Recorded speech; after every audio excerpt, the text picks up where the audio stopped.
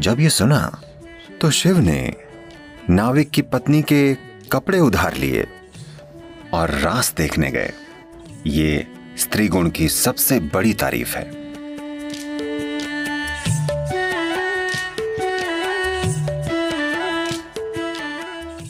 आज का दिन खास है। आज कृष्ण जन्माष्टमी है। कृष्ण के बारे में दुनिया में कई गलतफहमियां हैं, पर हमें यह समझना होगा कि उन्होंने 6 साल की उम्र तक ही मक्खन चुराया था, या शायद 8 साल की उम्र तक ही। 16 की उम्र में जब उनके गुरु संदीपनी ने उन्हें याद दिलाया कि उनके जीवन का उद्देश्य क्या है, तो वो तुरंत वृंदावन से चले गए और कभी वापस नहीं आए। वो कभी भी अपने रिश्तेदारों या वहां की लड़कियों या लड़कों से मिलने उस इलाके में कभी नहीं गए। सब वहीं खत्म हो गया। 16 की उम्र में वो चले गए। जब वो जा रहे थे, आज राधे कृष्ण कहा जाता है। कृष्ण से पहले राधे आती हैं, क्योंकि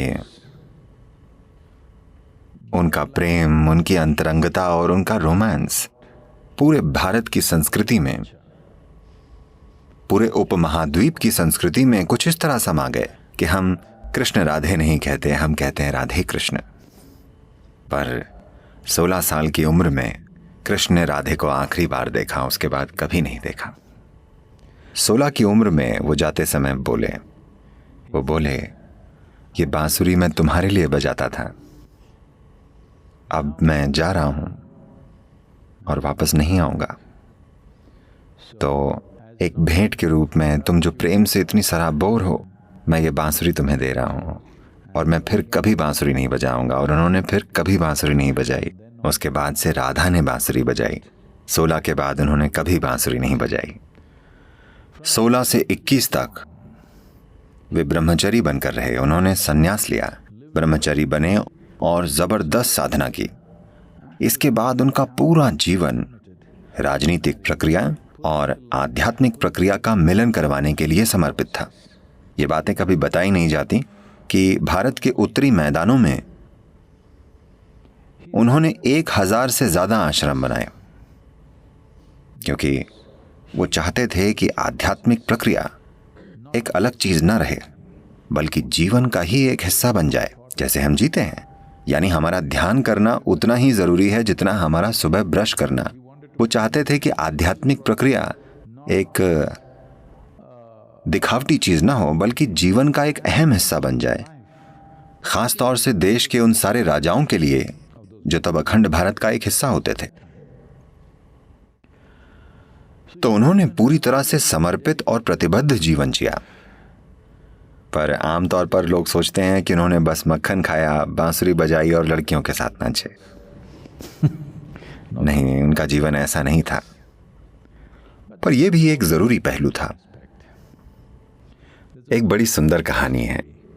आज कृष्ण जन्माष्टमी है, तो मुझे यह कहानी सुनानी चाहिए। कृष्ण अपने रास के लिए जाने जाते थे। The word ras literally means juice. रास शब्द का मतलब है रस। ज्यादातर लोगों के जीवन में सबसे बड़ी समस्या यह है कि उनमें रस नहीं है, बल्कि हार्मोन है। उनमें जीवन का रस नहीं है, यानी जीवन ही नहीं है, जीवन की तीव्रता नहीं है। तो रास यानी जीवन का रस, शरीर का नहीं बल्कि जीवन का। क्योंकि शरीर के रस कम ज्यादा होते रहते हैं, वो समय समय पर बदलते रहते हैं। पर वो बात कर रहे हैं जीवन के रस की। तो पूर्णिमा की रात के नृत्य को रास कहते थे, क्योंकि वो जीवन के रस से भरा हुआ होता था। This is not a hormonal party in the night.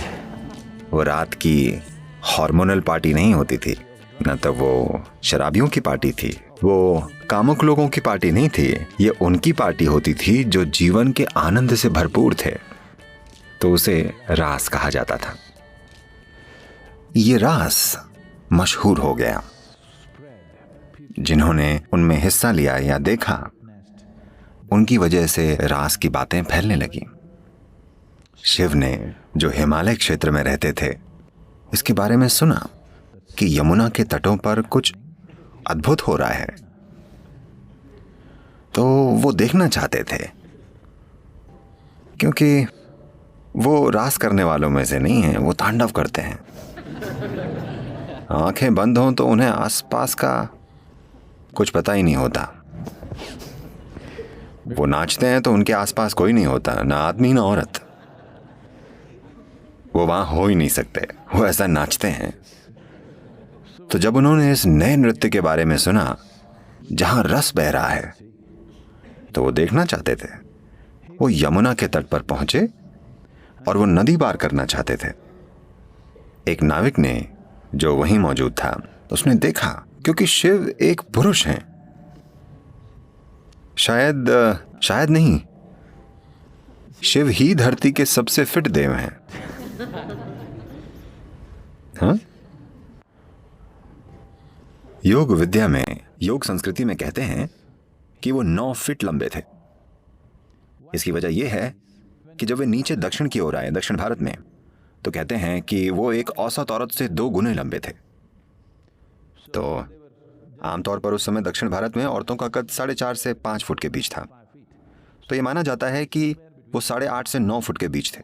तो वे एक पुरुष हैं, पूरे पुरुष, परम पुरुष।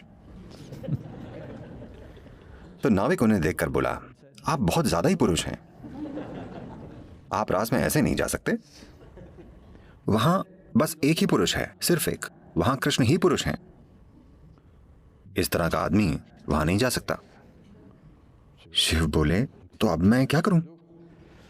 वो बोला, कम से कम औरतों के कपड़े पहनकर जाइए। वो बोले, क्या मैं औरतों के कपड़े पहनकर जाऊं? वो बोला, वरना आप रास में नहीं जा सकते। तब वो बोले, अब मुझे औरतों के कपड़े कहां मिलेंगे?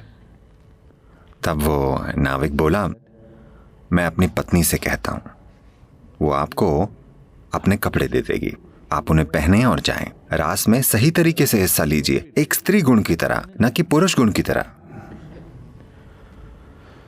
तो शिव ने नाविक की पत्नी के कपड़े उधार लेने का फैसला किया, जो उसने पहने हुए थे। मेरा मतलब, वो एक गरीब परिवार था। शिव ने देखा कि ये दूसरे जोड़ी कपड़े भी नहीं है। उसने वो कपड़े पहनने के लिए कहा था जो उस स्त्री ने पहने हुए थे। कहीं कहीं बड़ी सुंदर पेंटिंग्स हैं, शायद ये मधुबनी पेंटिंग्स हैं, जिनमें इनमें एक स्त्री का हाथ दरवाजे से बाहर है और शिव ऐसे कपड़े ले रहे हैं और रास में जाते हैं। ये कहानी कृष्ण के गुणगान करते हुए हमें ये बताती है कि अगर आपको रास को जानना है तो आपको स्त्री गुण को जानना होगा, नहीं तो आप रास नहीं जान पाएंगे। ये प्रकृति, ये स्त्री गुण की सबसे बड़ी तारीफ है, समझे आप? ये स्त्री गुण की सबसे शानदार तारीफ है, स्त्री नहीं, स्त्री गुण। क्योंकि इस संस्कृति में हमने हमेशा समझा है कि जीवन सिर्फ तभी सुंदर होगा जब पुरुष और स्त्री गुण की भूमिका बराबर हो। Today we are building a world where feminine is being massacred. आज हम ऐसी दुनिया बना रहे हैं जिसमें स्त्री गुण खत्म किया जा रहा है। आज सफल होने के लिए औरत को आदमी जैसा बनना पड़ता है, वरना कोई चांस नहीं है कि वो आज की दुनिया में सफल हो पाएगी। स्त्री गुण का खून किया जा रहा है। आप देखिए, ये हो रहा है। आप दुनिया में कहीं भी जाएं, अब सामान्य बातचीत में भी लोग बिल्कुल पहले जैसी बातें नहीं करते। अब वो मौसम की भी बातें नहीं करते जैसे पहले करते थे। आज दुनिया का हर बेवकूफ एक ही बात कर रहा है, इकोनॉमी। हाँ, कहीं भी जाएं, इकोनॉमी का क्या हाल है, शेयर मार्केट कैसा चल रहा है। कोई मॉनसून के बारे में भी नहीं पूछ रहा है। सभी सिर्फ अर्थव्यवस्था और शेयर मार्केट की बातें कर रहे हैं। इसका मतलब पुरुष प्रकृति हावी हो गई है। जीवन यापन सबसे बड़ी चीज बन गई है। एक सरल सी चीज, इकोनॉमी का मतलब क्या है? Simple, survival. बस जीवन यापन, है ना? जीवन यापन के पेचीदा तरीके, हाँ है ना? जीवन यापन का प्रोसेस, भोजन कैसे मिलेगा, ये कैसे करें, वो कैसे करें, कैसे कुछ बना लें, ये जीवन यापन हुआ। घर बनाना, खाना, कपड़े पहनना, थोड़ी खरीदारी करना, ये जीवन यापन है ना। अब हम बस जीवन यापन की ही बात कर रहे हैं, क्योंकि स्त्री गुण काफी हद तक दूर कर दिया गया है। कम से कम घरों में इसे रखें, बाहर समाज में तो ये काफी हद तक खत्म है। पुरुष गुण ही सब कुछ है। तो आज कृष्ण जन्माष्टमी है, यहाँ उनका संदेश ही ये है। वो ये कह रहे हैं कि अगर समाज में स्त्री गुण ना हो तो असल में जीवन भी नहीं होगा। हम आदमी या औरतों की बातें नहीं कर रहे हैं, हम नर मादा की बात नहीं कर रहे हैं, हम दो मूल गुणों की बात कर रहे हैं, पुरुष गुण और स्त्री गुण।